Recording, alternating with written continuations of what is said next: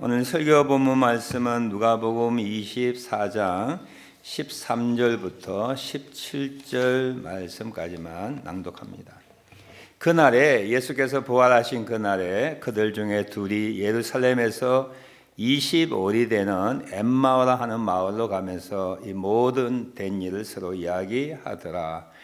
그들이 서로 이야기하며 문의할 때에 예수께서 가까이 이르러 그들 동행하시나 그들의 눈이 가려져서 그인 줄 알아보지 못하거늘 예수께서 이르시되 너희가 길 가면서 서로 주고받고 하는 이야기가 무엇이냐 하시니 두 사람이 슬픈 빛을 띠고 머물러 서더라.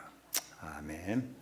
그 뒤에 보면 부활하신 예수님을 엠마라고 하는 두 제자가 만나게 되고 그분의 부활을 깨닫게 되고 다시 예루살렘으로 올라가서 제자들에게 우리가 부활하신 예수님을 만났다라고 하는 간증을 하게 되는 이야기입니다.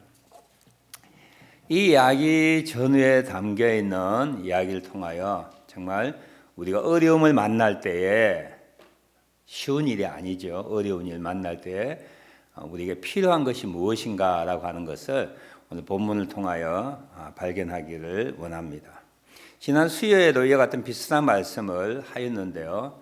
이 엠마오로 가는 두 제자는 첫 번째로 예수님이 붙잡히시고 처형당하시고 그리고 부활하셨다고 하는 사실에 대하여 믿겨지지 아니하는 그런 마음으로 동료들과 떠나서 고향을 향하여 가고 있었습니다. 예수님이 이스라엘을 구원할 자로 믿고 있었습니다. 그런데 그 꿈이, 그 기대가, 그 계획들이 갑자기 무산된 거야. 그래서 우리 말로 형언할 수 없는 각종 아픔, 슬픔, 분노, 원망, 좌절, 실망, 패배감을 가지고 예루살렘을 떠나고 있었습니다. 그런데 이들이 마음이 바뀌어서 다시 예루살렘으로 올라가게 되었습니다. 그 이유가 뭘까요? 부활하신 예수님을 저들이 만나게 되었습니다. 성경 구절 보면 그들의 눈이 가리워져서 그인 줄 알아보지 못하였다. 또 31절에 보면 그들의 눈이 밝아져 그인 줄 알아보더라. 이 알아보더라를 영어로는 recognizing이라고 해요. recognize. 이건 recognize 무슨 뜻이냐면 원래 있었던데 그것이 알아지게 되었다라는 뜻이에요. 잘 몰랐는데 진 모습이 뭔지 알아지게 되었다라고 할 때 recognizing 또 recognize라고 말을 쓰지요. 예수님이 부활하셨습니다. 그런데 부활하신 예수님을 recognize, 인식되고 깨닫지 못하게 되었다고 하는 사실이죠.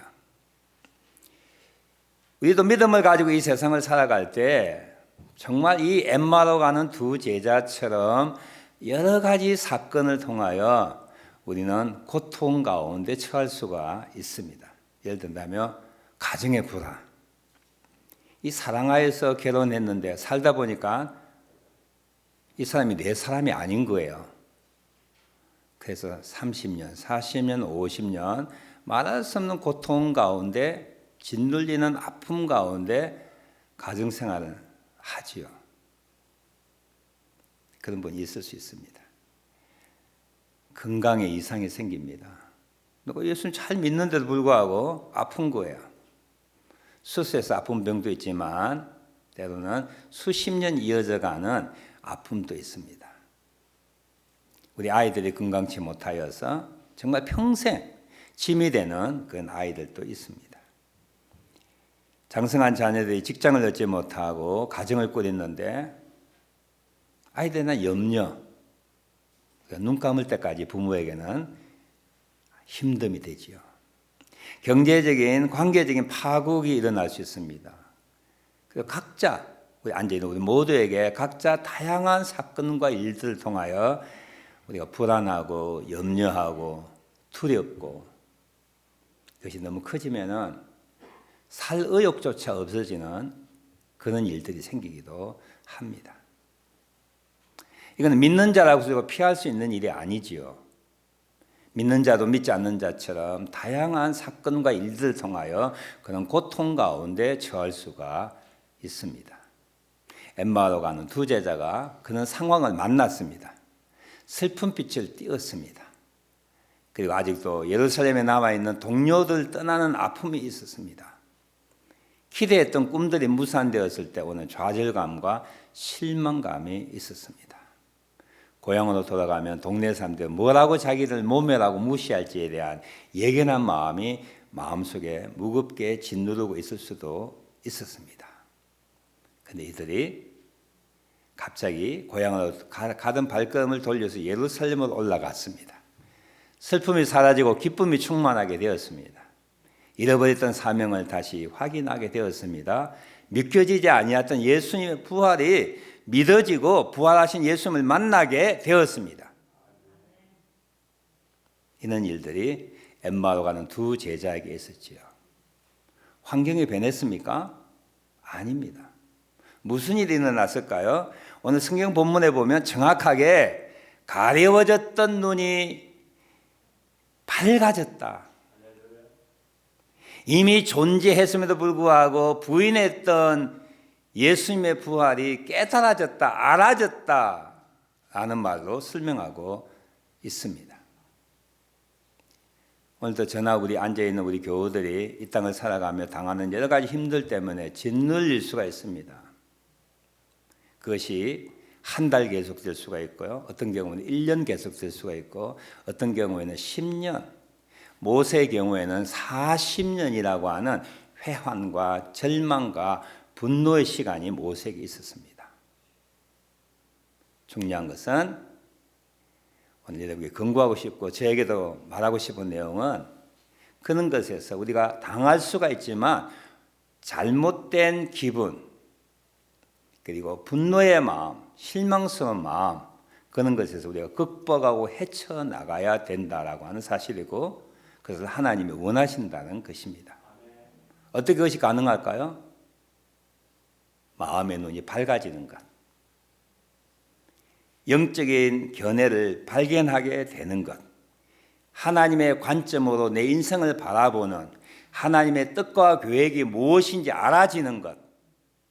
힘든 가운데서도 하나님께서 나를 위하여 이 일을 위해 왜 부르시는가 알게 되는 것.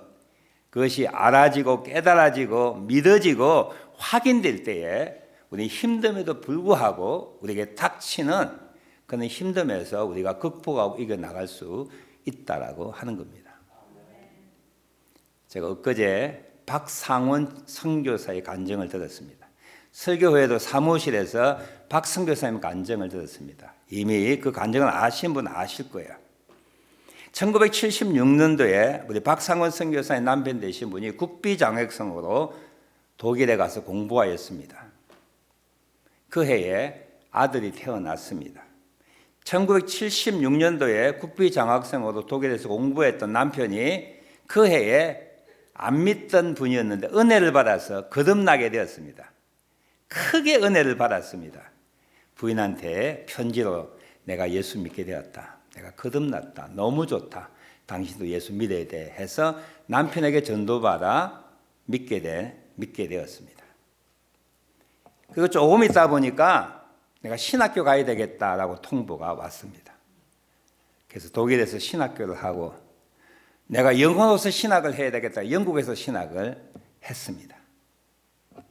1984년도에 한국에 도착했는데 그때 말하기를 나는 선교사가 되어야 되겠다.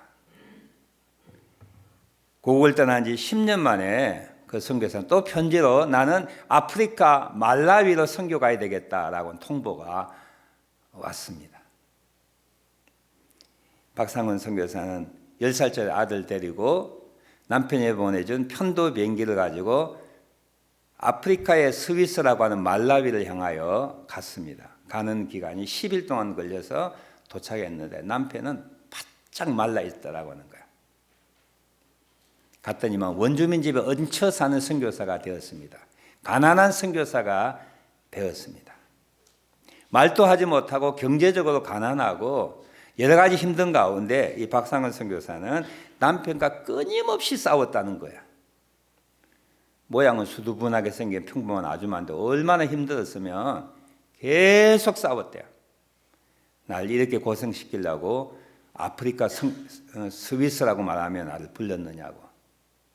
싸우고 아프리카 사람 있을 때도 한국말로 싸우고 버스 타고 가면서도 싸우고 내 아이한테 삶은 계란 먹일 수 있으면 안 싸우겠다고 90개의 달걀을 얻어왔는데 3일 동안 다 먹어치우고 끝나자마자 또 싸우고 못 살겠다고 한국 가야 되겠다고. 이 박 선교사가 황달병과 말라리아에 걸렸습니다. 죽게 되었습니다. 그래서 어느 날 새벽에 내가 마지막 기도하고 죽어야 되겠다 하고 집 밖에 나와서 한참 기도하고 있는데 속에서 그가 말하기를 바깥에서 음성이 들려왔습니다. 내 사랑하는 딸아, 내 사랑하는 딸아, 내가 너를 아프리카로 불렸다. 내가 너를 사용하겠다. 그전에는 남편만 불렀지 나는 부름을 받지 않은 거예요. 남편이 예수 잘 믿어 선교사가 되겠다 하고 아프리카 왔지만 자기는 부름을 받지 않은 거예요. 하나님이 내가 너를 아프리카로 불렀다.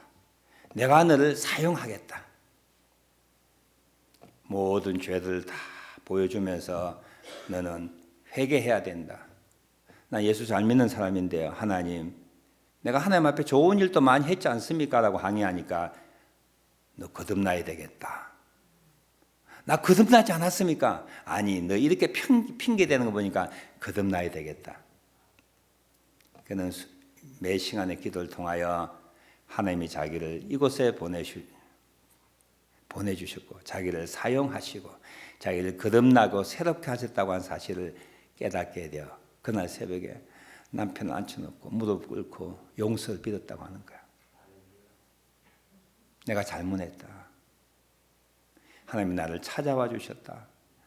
당신도 부를 뿐만 아니라 나를 불러주셨다. 나를 사용하신다. 그때부터 지옥 같은 아프리카 생활이 변하게 되었습니다. 할렐루야. 그게 수백만 불의 후원금이 온 것도 아니에요. 능숙하게 아프리카 말을 구사한 것도 아닙니다. 경제적인 여유가 있었던 것도 아니에요. 하나님의 부르심을 확인하고 난 다음에 눈이 밝아지고 난 다음에 하나님의 부르심과 하나님의 인도하심과 하나님의 자기를 구원하심과 사랑하심에 대한 확신이 생겼을 때에 지옥 같은 아프리카가 천국으로 변하게 되었습니다. 엠마로 가는 두 제자가 똑같은 상황이지요. 변한 것 없지만 감겨졌던 눈이 열려지게 되어서 부활하신 예수님을 만나게 되고 그분의 부르심이 무엇인가 확인되게 되었을 때는 죽음을 불사하고 다시 예루살렘으로 올라가게 되었지 않습니까? 성경에도 많은 예화들이 있죠. 간단하게 말씀드리면 모세가 그런 경우입니다. 왕자로서 40년 살다가 어떤 일을 만나 40년 동안 광야의 목동으로 살게 되었는데 여러분 40년 동안 어떻게 살았을까요? 분노하며 살았을 거야. 내게 이 무슨 형편입니까? 왕자였는데 이렇게 미디안 광야에서 이방 땅에서 남의 양이나 치는 자가 되었다니 얼마나 분노할 거야. 그런데 가시나무 뜰기 가운데 불꽃으로 오신 예수 하나님을 만나고 난 다음에 그의 사명을 발견하게 되었습니다. 아, 나를 훈련시키기 위해 이곳에 보내주셨구나. 그의 분노에서 그의 좌절에서 그가 자유롭게 된 것은 하나님을 만나고 난 다음이지요. 열왕기하 6장 8절에 보면 엘리사라는 종이 있는데 엘리사의 종 게하시가 있었습니다. 아람 군대가 엘리사를 죽이기 위하여 도단성을 포위했을 때 아침 일찍 일어나 게하시가 보니까 수많은 아람 군대가 도단성을 포위하고 있는 거예요. 두려워서 엘리사에게 아 선생님 우리가 이제는 죽게 되었나이다 어찌하겠습니까? 엘리사가 하나님 앞에 기도하였습니다. 하나님 우리와 함께한 자가 저들보다 많음을 보게 하옵소서.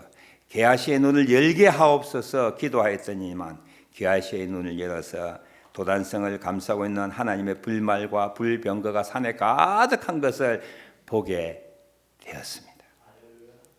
눈이 열리지 않았을 때는 아람 군대가 보였지만 영적인 눈이 열렸을 때는 아람 군대보다 더 많은 하나님의 천군 천사가 저를 지키고 있는 걸 보게 된 거죠. 두려움에서 자유케 되었습니다. 교회 여러분 어떤 어려움 가운데 있습니까? 힘들지요. 고통스럽지요. 분노하지요. 좌절하지요. 불행하지요. 그걸 안고 몇 년 동안 가실 거예요. 환경이 변화될 때까지, 그 사람이 변화될 때까지, 내 문제를 해결할 수 있는 외적인 요소가 닥칠 때까지 여러분 기다리시겠습니까? 믿지 않는 사람은 그럴 수 있어요. 다른 방법이 없으니까. 우리에게는 또 다른 방법이 있습니다. 눈이 열려지기만 한다면, 하나님의 시선으로 내 인생을 바라보기만 한다면, 하나님의 부르심과 하나님의 목적과 뜻이 어딘가 알기만 한다면 세상 사람들 눈물 짓는 그 기간, 그 세월 우리는 찬송하며 기뻐하며 감사하며 살아갈 수가 있습니다. 우리는 깨닫는 것이 필요합니다. 굉장히 필요한 중요한 일이죠. 레코나이징 하는 거예요. 뭘 우리가 발견해야 되죠? 뭘 깨달아야 되죠? 어떤 것에 눈이 열려야 되죠? 그냥 생각이 아니라 정말 내 영혼으로 받아들일 수 있는 것이 필요합니다. 첫째는 하나님이 여전히 지금도 살아계셔서 비밀리에 보이지 않게 보이게 계획적으로 무계획적으로 내 삶에 간섭하시고 역사하시고 일하신다고 하는 사실을 깨달아야 합니다. 여러분 혼자가 아닙니다. 우연이 있습니까? 정말 우연이 있는 거예요. 여러분 배우자가 잘못된 만남입니까? 늘 제가 이야기하잖아요. 진짜 잘못된 만남입니까? 다른 남자, 다른 여자와 살았으면 더 행복해지실 거라고 생각하십니까? 그것이 해결되지 않고는 죽을 때까지 하나님이 나에게 짝 지어주신 배우자라고 하는 믿음이 없으면 우리 끊임없이 고통 가운데, 다툼 가운데, 원망 가운데 살아갈 수밖에 없는 거예요. 내가 예수를 믿는 그 순간부터, 아니 믿기 전부터 하나님은 내 인생을 주관하시고 계획하시고 인도하시고 만나게 하시고 이곳까지 오게 하였습니다. 그 레코나이즈 하는 게 필요하다고요. 의식적으로 그렇게 생각하는 것이 아니라 맞구나. 하나님이 이 일을 허락하셨구나. 그분이 살아계시구나. 여전히 그분의 능력으로 합력까지 선을 이루시구나를 여러분이 눈이 열어져서 깨닫게 되는 것이 필요한 거야. 뿐만 아니라 하나님은 부족하고 못났음에도 불구하고 자주 넘어지는 우리들을 끊임없이 사랑하시고 보호하시고 지켜주시고 진리로 인도하신다고 하는 것을 여러분 recognize, 인식, 인정, 발견하셔야 합니다.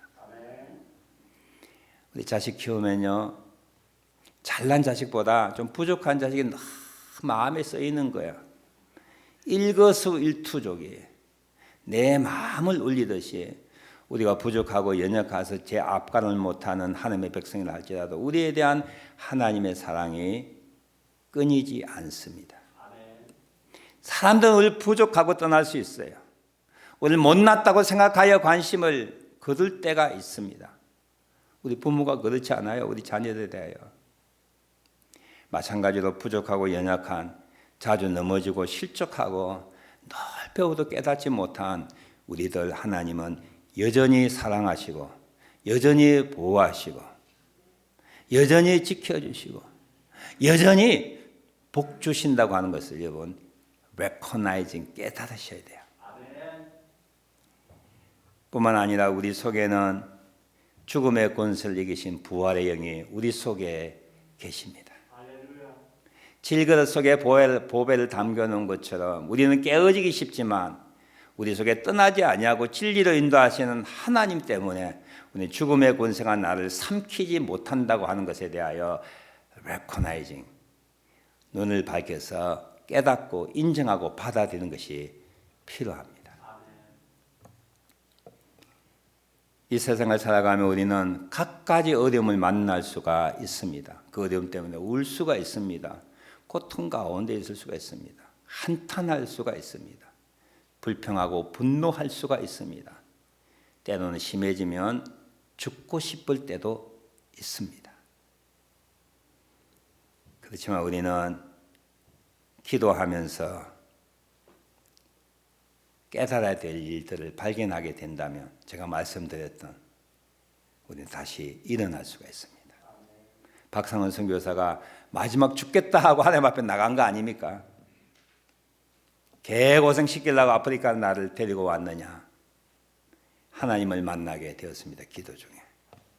많은 사람이 말씀 중에 하나님의 은혜를 깨닫게 되었습니다. 많은 사람들이 예배 가운데, 찬양 가운데, 성도의 교제를 통하여 갖가지 수많은 방법을 통하여 성령님의 감화 감동 인도하심을 통하여 새로운 안목을 갖게 되고 감겨진 영적인 눈이 열려졌을 때 우리는 힘듦에도 불구하고 다시 소명의 자리로, 다시 기쁨의 자리로, 감사의 자리로 나아갈 수가 있습니다. 내 설교는 마무리해 놓고 이것저것 생각하면서 제 마음속에 풀지 못한 수수께끼 같은 일들이 생각나는 거예요. 그게 뭔가 하니까 어떤 교훈은 금방 힘든 일 당하여도 하나님의 뜻이 있네. 하나님이 이 일을 위해 나를 이렇게 사용하시네. 회복되는 분이 있는가 하면 어떤 분은 똑같은 일, 똑같은 정도의 일을 만났어도 극한 상처 가운데 회복되지 못하는 분이 있는 거예요. 충분히 이해를 해요. 목사님 교회 좀 나오십시오 하면은 목사님 지금 교회 나갈 형편이 아닙니다. 제 마음이 너무 아픕니다. 조금만 기다려 주십시오. 그러기를 10년 이상 하고 있습니다. 이해가 되지요. 인간적인 측면을 보면 충분히 이해가 됩니다. 너무 큰 아픔을 당하여서 정말 죽음보다 더 큰 고통 가운데서 사는 것 그 자체가 기적인 분이 있을 수가 있어요. 그런데 그 아픔에 헤어나가지 못하고 있는 거야. 아픔에 짓눌리고 있는 거야. 그래서 믿음을 떠나고 있는 거야. 하나님의 사랑을 의심하고 있는 거야. 뭐 때문에 그럴까? 궁금하지 않습니까? 전자 이야기했던 분 기도하자마자 1시간 후에 어려운 일 당하자마자 힘든 가운데 한 달 후에 회복되는 분이 있는가 하면 어떤 분은 10년, 20년 아니 살아가는 날 동안에 교회와 담을 쌓고 하나님과 담을 쌓고 떠나는 사람이 있다면 그 차이는 무엇일까요? 대답 좀 해 주시겠어요? 요즘 제가 설교에 자주 못 온다는 이야기 하는데 못 오겠어요. 그러면서 마무리하려고 하는데 제 마음속에 아니지. 우리 어려움을 당하여도 하나님은 세상 사람들처럼 그 어려움에 포로 잡히고 그 어려움에 질식당하여서 눈물 짓고 고통 가운데 슬픔 가운데 사는 걸 하나님 원치 않으시는 하나님이시잖아요. 그래서 제가 알지 못하는 가운데 결론 하나를 내렸습니다. 하나님, 제 눈을 열게 해달라고 생사결단하며 기도하면 하나님께서는 그 자리에서 우리를 해결해 주신다고 하는 확신이에요. 왜 한 사람은 한 달 만에 회복되고 왜 한 사람은 10년, 20년 영원히 교회를 떠나고 믿음을 떠난 사람이 될 수 있는가? 정확하게는 모르지만 한 가지 하나님이 살아계신다면 내게 눈을 열게 해주셔서 하나님의 안목으로 주의 뜻을 깨닫게 해주셔서 이것이 주는 의미가 무엇인지 알게 해달라고 몸부림칠 때에 하나님께서 그만두시겠냐 말이에요. 우리가 어리석고 우리가 미련하고 우리의 자존심이 세고 우리의 신념이 너무 강하여서 하나님 앞에 우리 자신을 내어 맡기지 못할 때 우리는 하나님의 복을 잃어버리고 이 땅에서 얼간이처럼 살 수밖에 없어요. 며칠 전 생명의 삶 거기에 보면 이런 글이 있는데 참 좋은 글이에요. 이해하지 못하는 것보다 더 위험한 것은 오해하는 것입니다. 악한 자가 그리스도인의 믿음을 파괴하기 위하여 자주 선택하는 전략이 있는데 우리 믿는 사람의 마음속에 의심과 오해를 심는다라고 하는 거예요. 힘든 일 당하였어요. 어떻게 오해하는 거예요? 아, 하나님 안 계시는구나. 오해하는 거예요. 하나님이 이 문제를 풀 수 없는구나. 오해하는 거예요. 믿음 별게 아니구나. 오해하는 거예요. 이것은 악한 자가 믿는 자의 복된 삶을 파괴하기 위해 자주 사용하는 방법이라는 거예요. 하나님은 지금도 살아계셔 역사하세요. 하나님 부족하지만 나를 사랑하세요. 나를 보호하세요. 우리 속에는 부활의 영이신 성령 하나님이 계셔서 힘들고 어려운 가운데서도 생명 가운데, 소망 가운데, 사랑 가운데, 기대 가운데, 믿음 가운데, 하나님을 찬양하는 가운데 살아가기를 원하시는 하나님이세요. 그 일을 가능케 하시는 분이세요. 힘든 가운데 지난 지 5년이 되었습니까? 10년이 훌쩍 넘었습니까? 어떤 분은 40년 이상 그 문제에서 억눌리고 계신 분 계세요. 아까도 불렸던 찬송, 우리 주만 믿으면 구원함을 얻으면 영생복락 면류관을 받을 것이라. 우리가 예수 믿고 이 땅을 살아갈 때 우리는 이 땅에서 구원함을 받습니다. 어떤 구원이에요?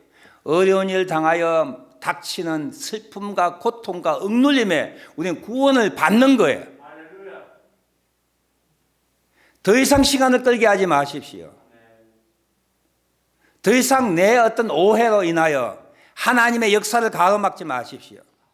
문제는 단데 있는 것이 아니라 내 속에 있는 영안이 열려지지 않아 하나님의 뜻을 알지 못하여서 내가 엠마로 내려가고 있는 거예요. 한번 기도하십시다. 하나님, 제가 너무 고집이 셌습니다.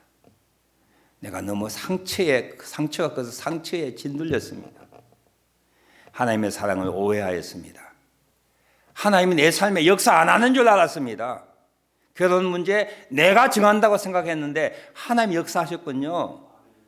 이 아들들 부족한 아들을 내가 낳은 것이 아니라 하나님이 주신 선물이군요.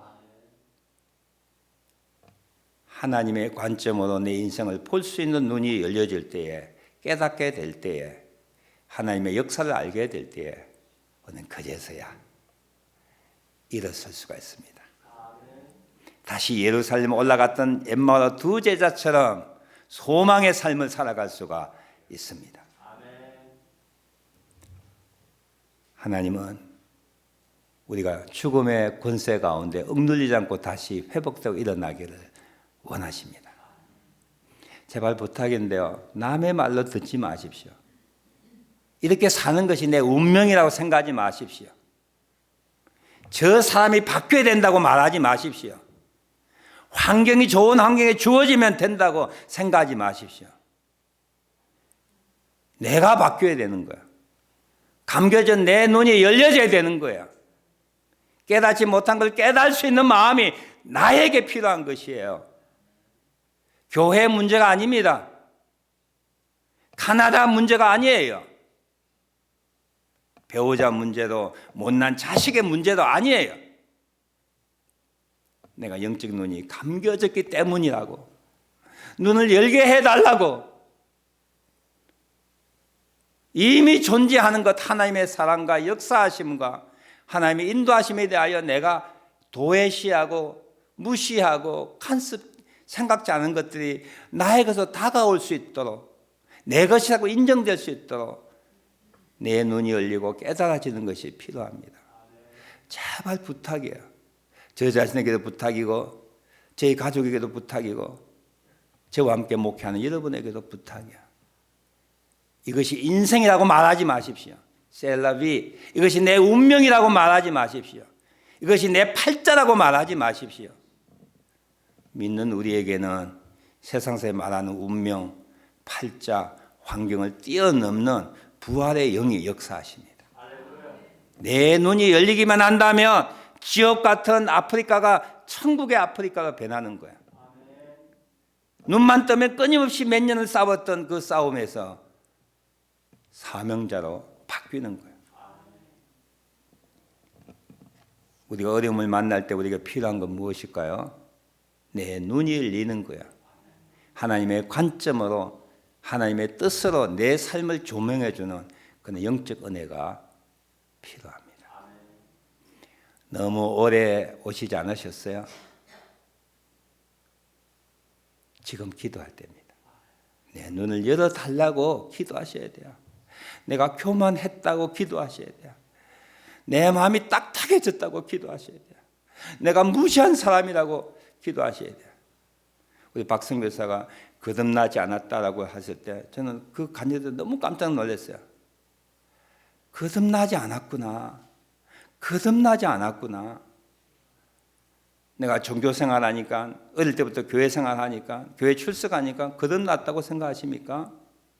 하나님 보시기에는 거듭나지 않았다고 말씀하실 수 있는 거야. 너 세상 사람이구나.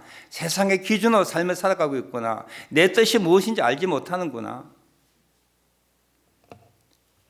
오늘 하나님 나를 바라보는 시선, 내 배우자를 바라보는 시선, 부족하고 연약한 자녀들 바라보는 시선, 정말 빛과 소금이 되지 못한 교회를 바라보는 시선, 우리 조국을 바라보는 시선, 러시아를 바라보는 시선, 세계 역사를 바라보는 시선, 감겨졌던 눈에서 정말 눈을 밝혀 하나님의 뜻과 계획들, 하나님의 손길들을 바라보아서 우리 힘든 가운데서도 슬픔에, 분노에, 좌절에, 무의미에 함몰되지 아니하고 떨치고 일어나는 부활의 놀라운 역사들이 우리의 삶 속에 있기를 주의 이름으로 축원합니다.